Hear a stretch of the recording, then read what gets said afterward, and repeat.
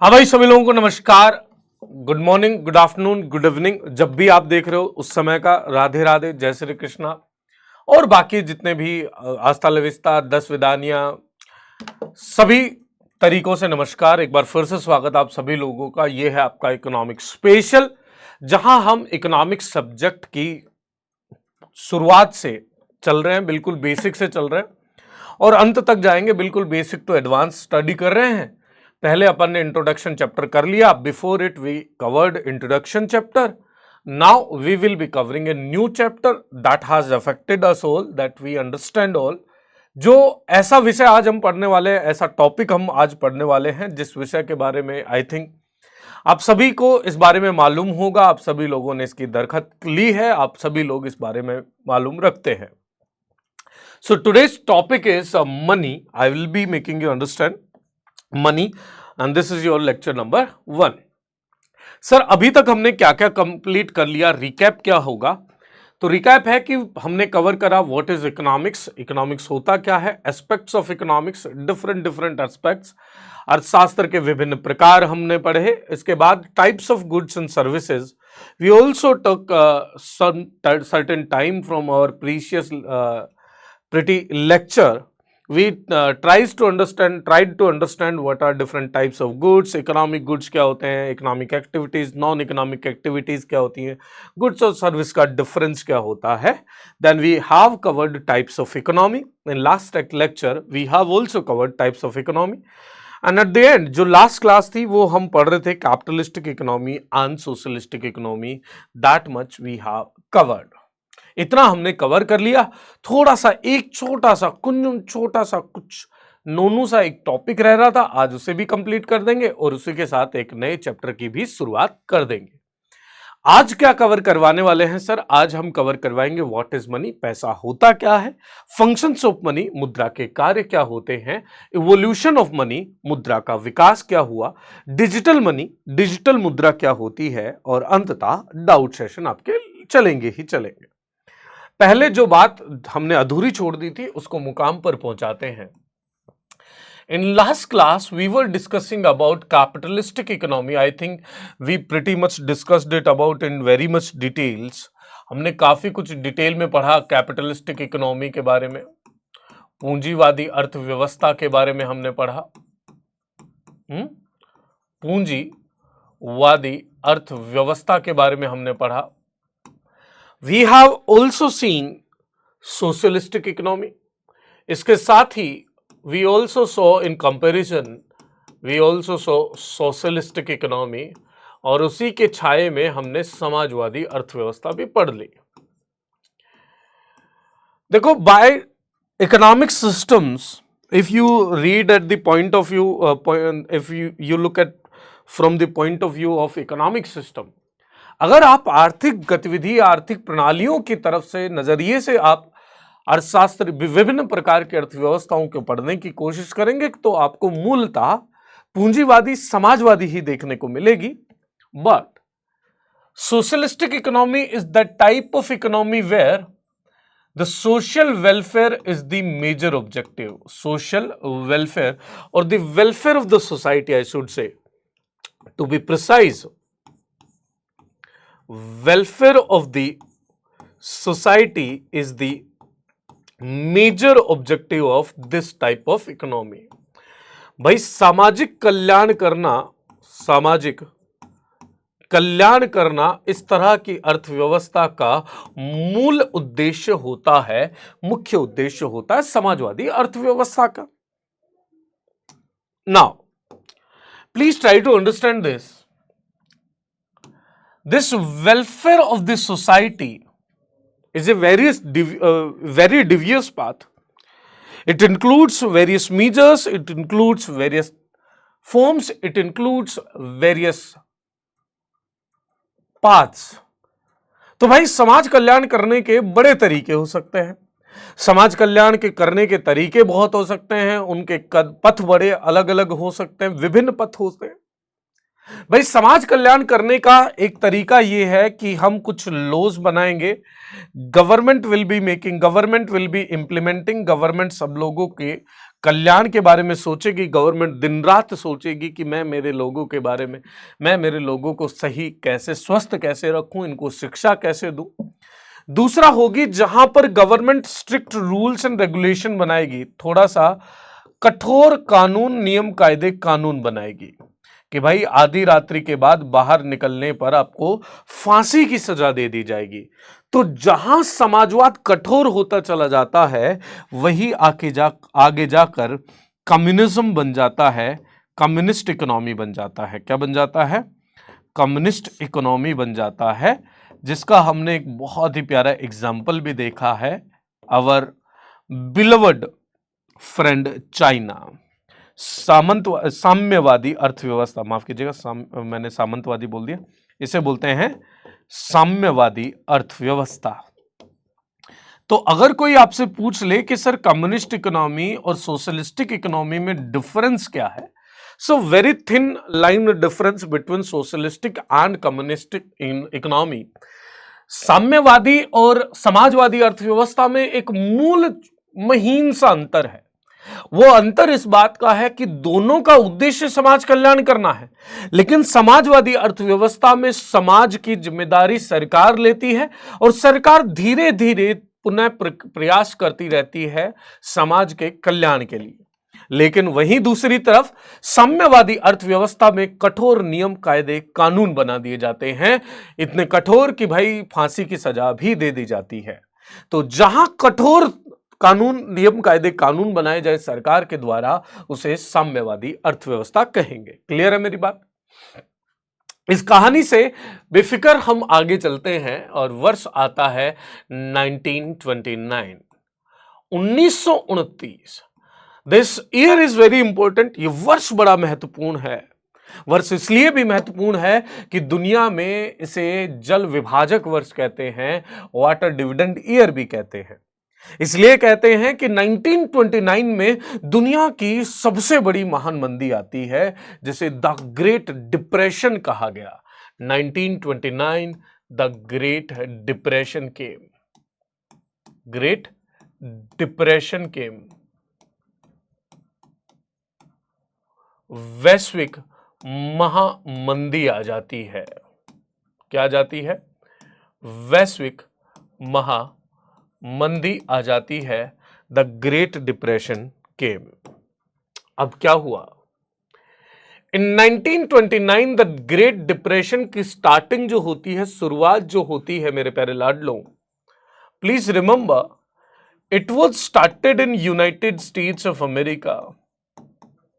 It is very interesting to know कि United States of America has led more depressions or more, I should say,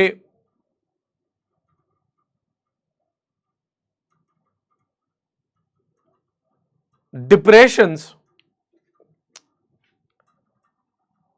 in comparison to other countries. America से ही अधिकतर महामंदियों की शुरुआत होती है। ज्यादातर महामंदियां America ने दी है। इन 1929 इसकी शुरुआत जो होती है, शुरुआत संयुक्त राष्ट्र अमेरिका से होती है। अब सर उसका यहां पे क्या रेलेवेंस है? जी है, रेलेवेंस है बच्चा, है, डोंट वरी, बताएंगे ना हम।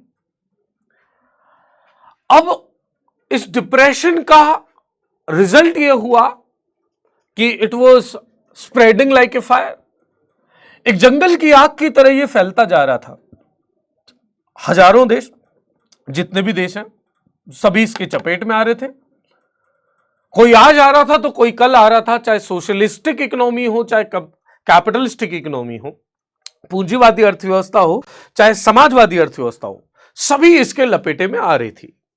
यह 1929 की वैश्विक महामंदी थी, जो वहां के शेयर मार्केट से चालू होती है, शेयर मार्केट से आरंभ हुई।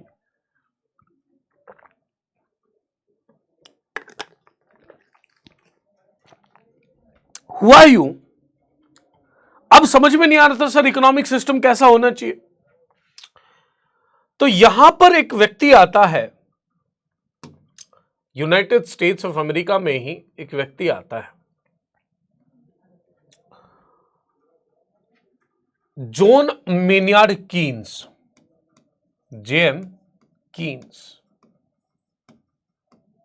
There was a person in United States of America with the name J.M. Keynes. So Mr. J.M. Keynes suggested that not fully the capitalistic economy is good, neither the capitalistic economy is good, nor the socialistic economy is good. ना तो पूरे तरीके से समाजवादी अर्थव्यवस्था अच्छी है, ना पूरे तरीके से पूंजीवादी अर्थव्यवस्था अच्छी है, क्योंकि दोनों में बहुत सारी बुराइयां भी हैं, अच्छाइयां तो हैं जो हैं. तो survival will be not possible. According to John Maynard Keynes, it is not possible that a pure type of capitalistic economy can survive, a pure type of economic system can survive. इनका साफ साफ ये कहना था कि पूर्णतः से पूंजीवादी या पूर्ण तरीके से एक तरह की आर्थिक प्रणाली कभी भी सरवाइव नहीं कर पाएगी. उसके कारण भी उन्होंने दिए अपनी बुक में, but will not discuss about those. John Maynard Keynes suggested a new system of economy. इन्होंने एक नई तरह की आर्थिक प्रणाली के बारे में सुझाव दिया.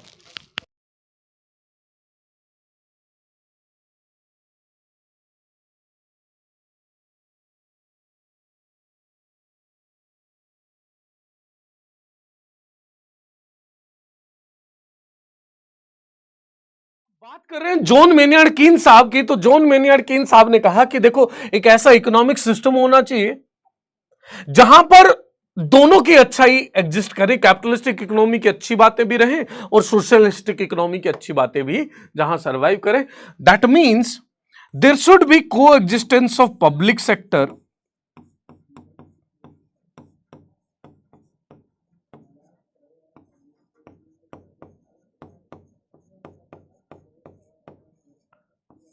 जहां पर सार्वजनिक क्षेत्र भी विद्यमान हो, along with survival of private sector, और उसी के साथ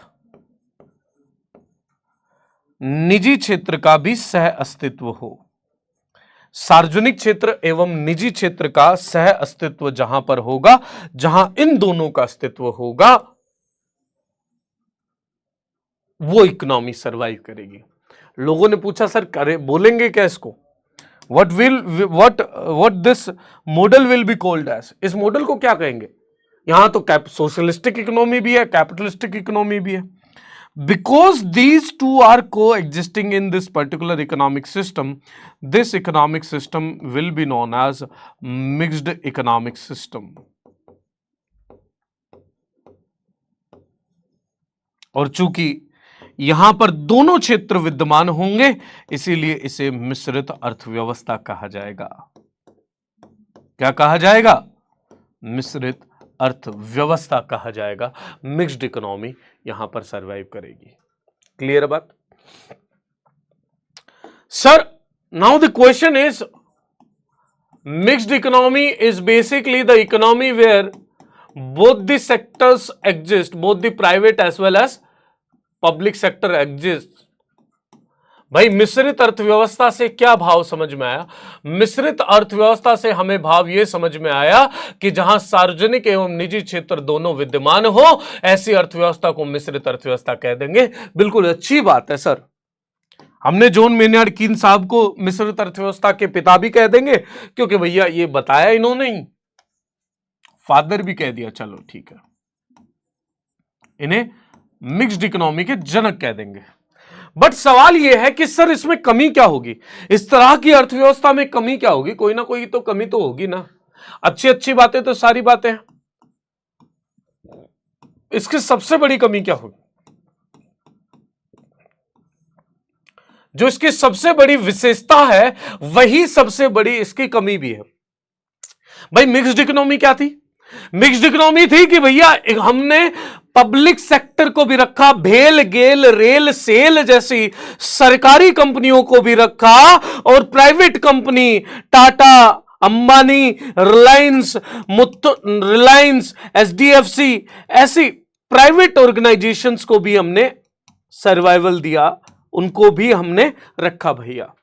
भेल, गेल, सेल, रेल जैसी सरकारी कंपनियां भी, अडानी, अंबानी, टाटा, बिरला जैसी प्राइवेट कंपनियां भी एग्जिस्ट करेंगी, उसे हम कह देंगे मिक्स्ड इकोनॉमी। लेकिन सर मेरा एक सवाल है,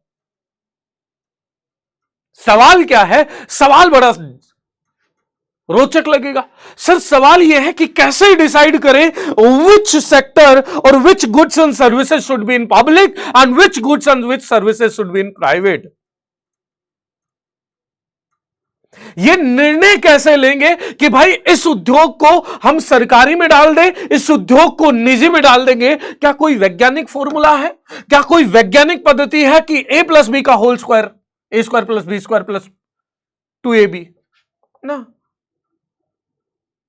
there is not a single formula for, ऐसा तो कोई फॉर्मूला ही नहीं है। तो ये डिसाइड करने में बड़ी गवर्नमेंट को दिक्कत आएगी। गवर्नमेंट पहले एक सेक्टर चूज करेगी। हां, मान लो कि रेल को हमने अभी तक कहा कि सरकारी में रहने दो, अभी सरकार सोच रही है भाई प्राइवेट में ले आओ, फिर गड़बड़ होगी तो वापस जाना पड़ेगा। तो ये डिसाइड करना कि to choose which goods or which sector should be in public, which goods or services sector should be in private, it is the biggest demerit of mixed economy. मिश्रित अर्थव्यवस्था की कमी सबसे बड़ी यही है सर। लिखिए, to choose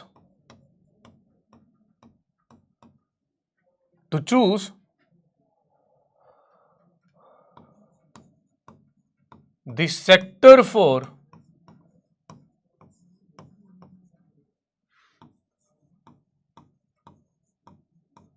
goods and services is the hardest thing। वस्तु एवं सेवाओं के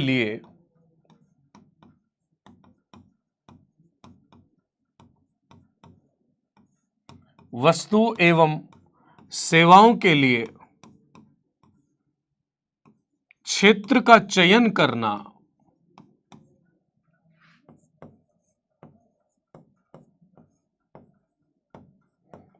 यही सबसे बड़ी कमी है मिश्रित अर्थव्यवस्था की।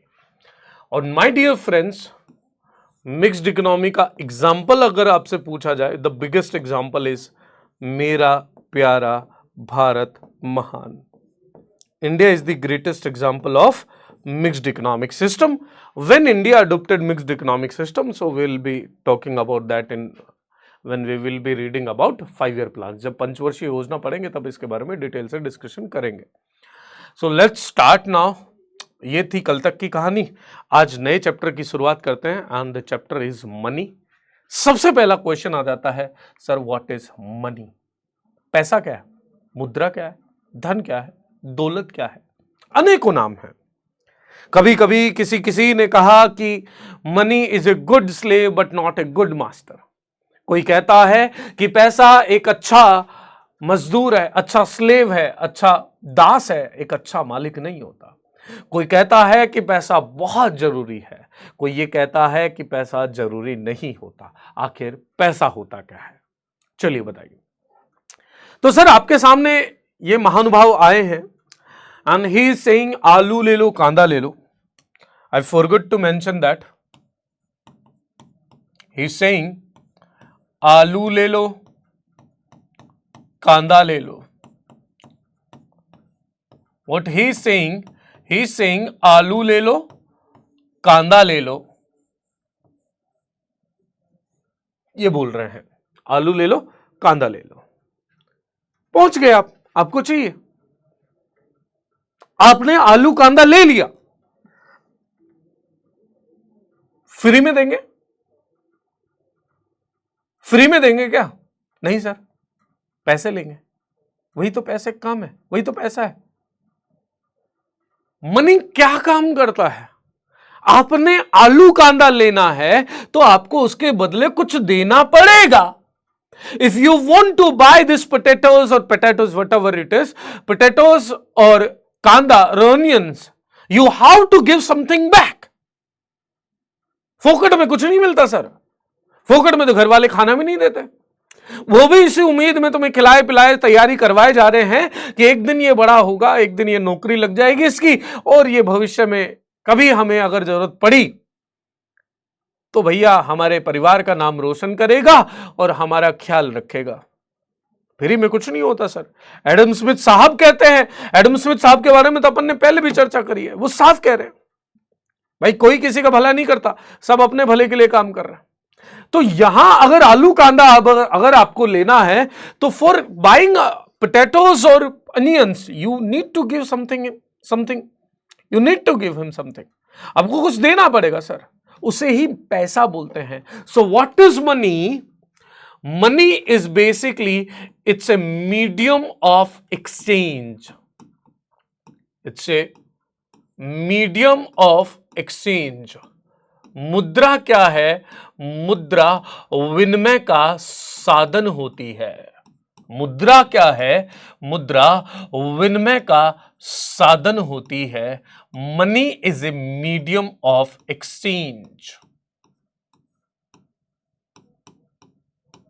समझ में आया क्या? हाँ जी, समझ में आया सर।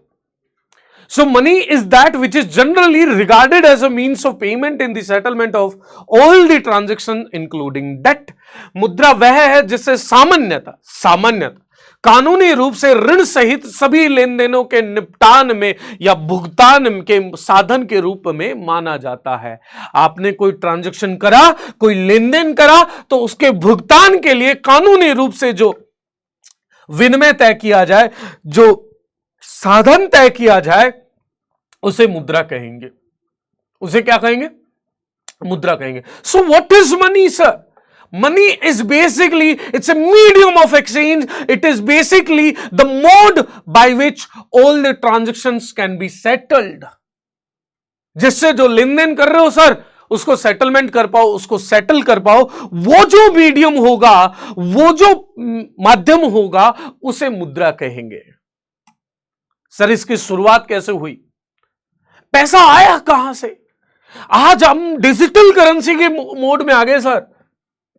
आपको दिखाऊंगा मैं डिजिटल करेंसी भी कैसे यूपीआई से अलग है। क्या डिजिटल करेंसी में क्या नया कर दिया सरकार ने, बताता हूं sir. I will be telling you that.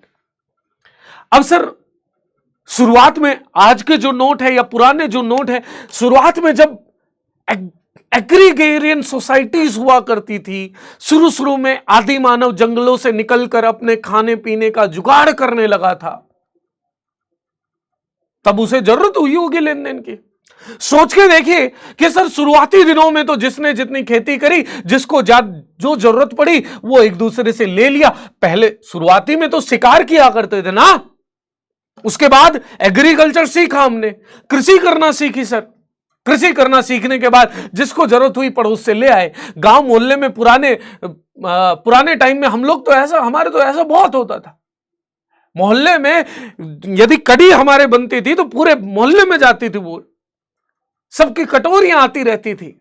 हाँ जी, आपके यहां क्या बना है? वो अपनी लेकर आते थे। हमारे यहां बीन्स बनी है, फली की सब्जी बनी है भैया, तुम्हारे यहां क्या बना है? तो शुरुआती दौर में वो एक्सचेंज चल गया होगा, लेकिन समस्या इस बात की आई होगी, जो मुझे लगता है, जो और बाकी अर्थशास्त्रियों को भी लगा, कि कुछ लोग इनमें से बड़े तेज निकले होंगे। वो कह रहे हैं जब मांगने से मिल रहा है तो what to do, how to do, why to do, क्यों ही करना है जब मांगने से काम चल रहा है। देन पीपल स्टार्टेड, फिर लोगों के दिमाग चला, तेज बढ़ा। मैंने दिन रात मेहनत करके आलू की सब्जी बनाई, मैंने पैसा खर्च करा, मैंने आलू लेके आया, मेहनत करा, उन्हें छोटा छोटा काटा, प्याज को काटा, छोटे छोटे टमाटर को काटा, मैंने आलू की सब्जी बनाई। मैं इसको क्यों दूं? मुझे क्या मिलेगा? वहां पर एक नया सिस्टम डेवलप हुआ जिसे हम कहते हैं barter system. We call it barter system. So barter system में क्या हुआ कि भाई मछली चाहिए, लो मछली दे रहा हूं, लेकिन गेहूं मुझे दे दो। गेहूं चाहिए, लो गेहूं ले लो, लेकिन मछली मुझे दे दो। Barter system. Barter system. What is barter system? Barter system is a system of exchange where goods are exchanged for the goods. जहां वस्तु के बदले वस्तु का विनिमय हो उसे वस्तु विनिमय प्रणाली कहा जाता है. अगर आपको मछली चाहिए,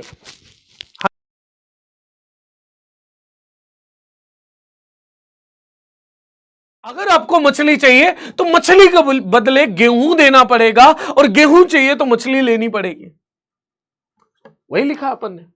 barter system is a system of exchange where goods are exchange for the goods. वस्तु विनिमय प्रणाली विनिमय की वह प्रणाली होती है जहां माल के बदले सामान का आदान प्रदान किया जाता है. That is barter system.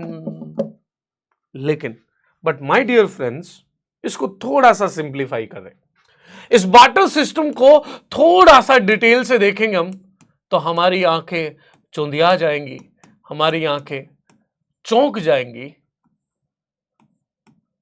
वस्तु विनिमय प्रणाली, क्योंकि ये ट्रांजैक्शन बहुत इजी लग रहा है देखने में. ये लेन देन हमें बड़ा इजी लग रहा है कि चलो ठीक है ना, मछली ले आए गेहूं दे दिया, गेहूं ले आए मछली दे दिया. इतना इजी नहीं है सर. क्या हुआ होगा? लेट्स सपोज एक तरफ है Chunnu,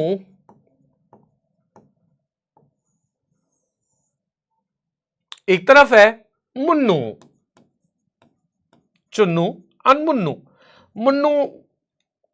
Chunnu and Munnu. There are two guys. Chunnu को मछली खाने की तलब हो रही है. He needs fish.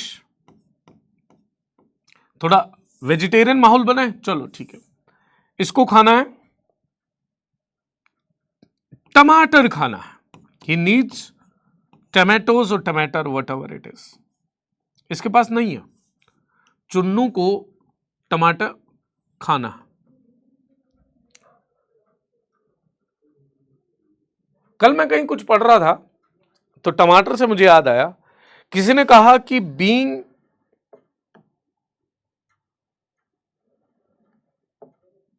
एजुकेशन होना, नॉलेजेबल होना, दोनों बातें अलग अलग है.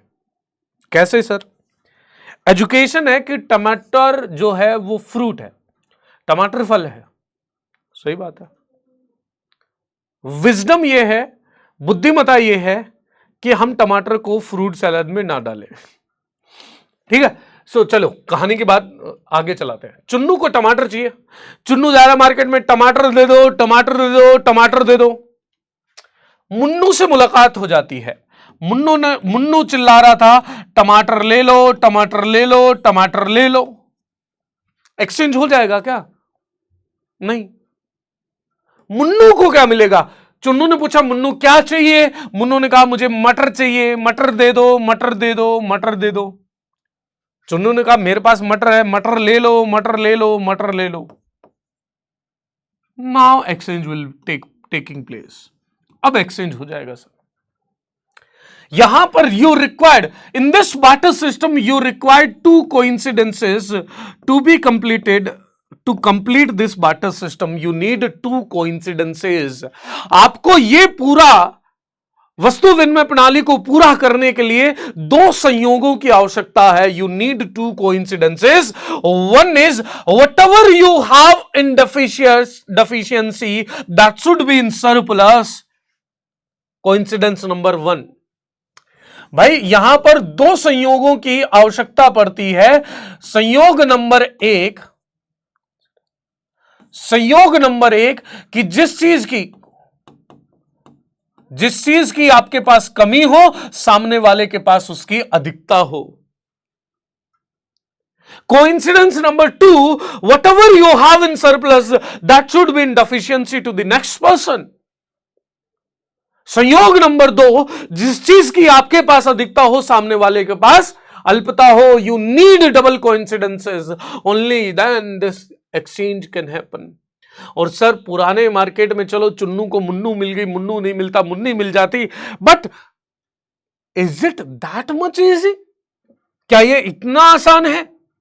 किस किस से पूछोगे कि मुझे आलू दो, मुझे आलू दो, मुझे आलू दो, मुझे आलू की जरूरत है, मुझे आलू की जरूरत है, मुझसे टमाटर ले लो, टमाटर. किस किस से पूछोगे sir? These two coincidences are compulsory for this exchange method or this system of exchange. इस विनिमय की प्रणाली के लिए इन दोनों संयोगों का होना आवश्यक है. So it is also the biggest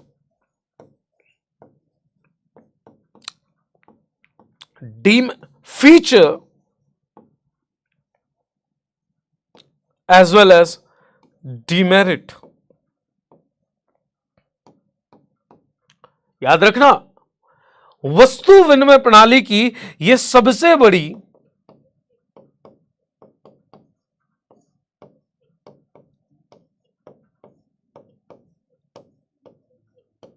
विशेषता भी है एवं कमी भी है. And that is double coincidences of demand.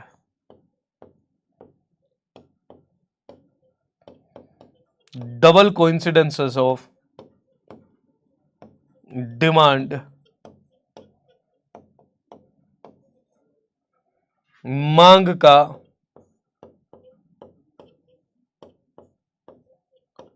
दोहरा संयोग होना. मांग का दोहरा संयोग होना, double coincidence of demand. Please remember, barter system चलता था. अब बार्टर सिस्टम में बड़ी कमी आई. पहली कमी थी डबल कोइंसिडेंस ऑफ डिमांड. और क्या कमी होंगी? और क्या कमी होंगी?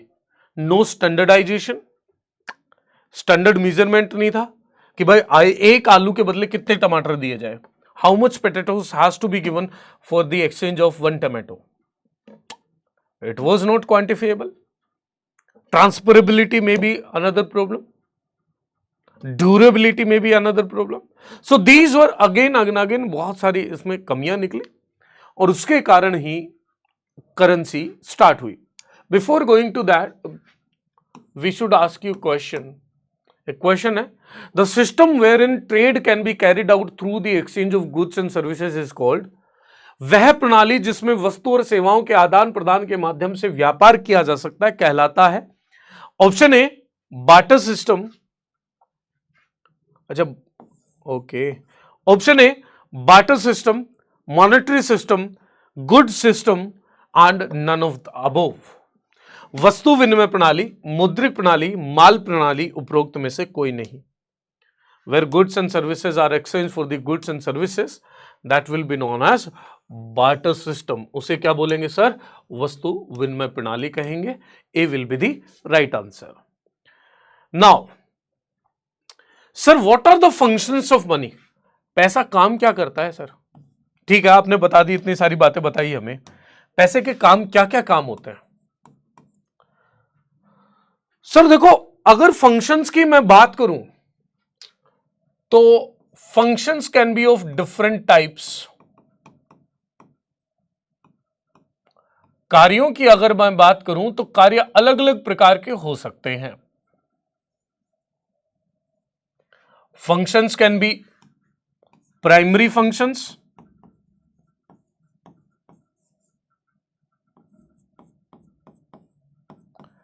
प्राथमिक कार्य हो सकते हैं. फंक्शंस कैन बी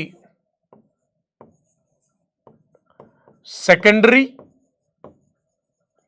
मतलब मेन काम यह है, साथ साथ में ये भी कर देते हैं. And some functions can be tertiary functions और एडिशनल फंक्शंस.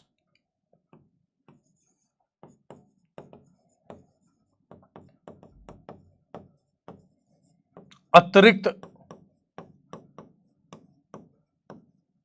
कार्य भी हो सकते हैं पैसे के. पैसा मेन काम क्या करता है? पैसे का मेन काम होता है, it is a medium of exchange. Medium of exchange. अगर किसी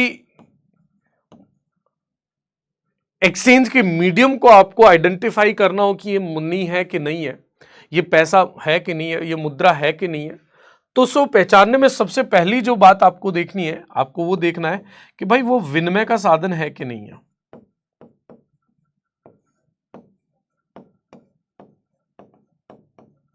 विनिमय का साधन है कि नहीं है। Another primary function can be, it should be a standard of measurement, standard of measurement,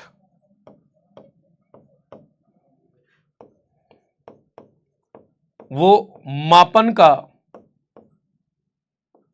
माध्यम है कि नहीं है। That means sir standard of measurement का मतलब क्या हुआ? स्टैंडर्ड ऑफ मेजरमेंट का मतलब ये हुआ, दो फोन है, एक ये, ये महंगा है, ये सस्ता है। कौन बता रहा है? मैं बता रहा हूं। आप कैसे मानेंगे? मैंने इनकी प्राइस बता दी। ये 50,000 का है, ये 10,000 का है, ये 50,000 का, ये 10,000 का, ये 10 का है, ये 50 का है। वैल्यू कौन मेजर कर रहा है? वैल्यू किस में मेजर करी जा रही है? In the terms of use? नहीं, in the terms of money. भाई आपको किसने बताया कि ये महंगा है? ये इसकी प्राइस ने बताई, और प्राइस किस में कैलकुलेट करी जा रही है? In the terms of money. मुद्रा के रूप में इसकी आप कीमत तय कर रहे हो, तो इसका मतलब मुद्रा जो है वो इसका मापन कर रही है।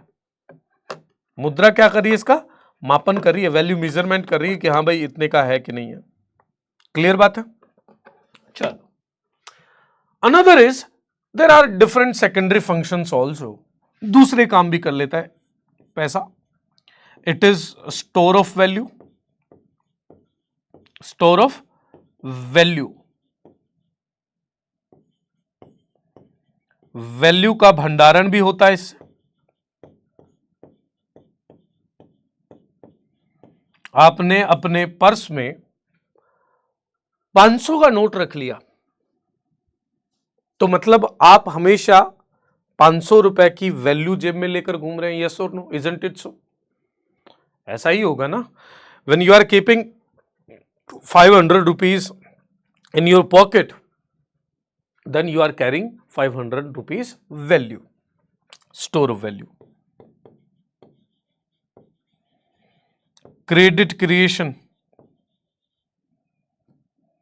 या deferred medium of deferred payment,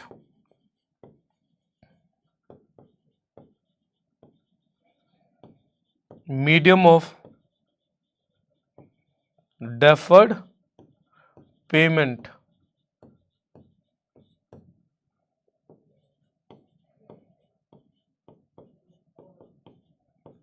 देरी से भुगतान का माध्यम है।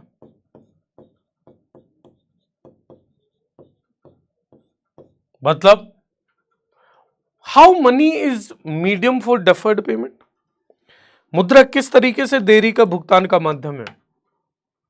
वो इस तरीके से सर, अगर आज मान लो आप किसी से उधार लेते हैं, आपने गोलगप्पे खाए, आप गोलगप्पे वाले को कह रहे हो कि भैया शाम को मैं आ जाऊंगा, शाम को पैसे दे जाऊंगी, मैं आ जाऊंगा या दे जाऊंगा व्हाटएवर, 10 रुपए दे जाऊंगा। तो अगर शाम को जब आप 10 रुपए उसे दे रहे होगे तो वो वैल्यू सेम रहेगी, सेम वैल्यू रहेगी। That is why he is saying कि चलो भैया कोई बात नहीं, चलो दीदी कोई बात नहीं, आप शाम को दे जाना। इसकी जगह, मनी की जगह पुट टमाटोस, टमाटर रखो। मान लो टमाटर में पेमेंट कर रहे होते हम, मान लो, तो क्या जिससे उधार ले रहे हो वो ये कहता कि शाम को दे जाना? शाम को पता चला टमाटर की जरूरत ही नहीं है, शाम तक टमाटर खराब हो गए। भाई आज आप उधार कर रहे हो, you are giving credit to someone because you know कि whatever money you are giving him in the form of credit, that will be returned as of same value plus interest जो आएगा that is ancillary function, additional function होगा वो। ठीक है। Tertiary function क्या होते हैं? सर मजा आ जाता है, शादी करने में काम आता है।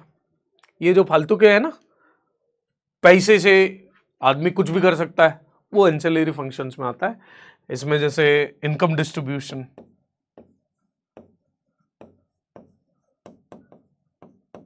हाथ का मैल वाली बात कि जो आज तेरा है वो कल मेरा है, आय का वितरण,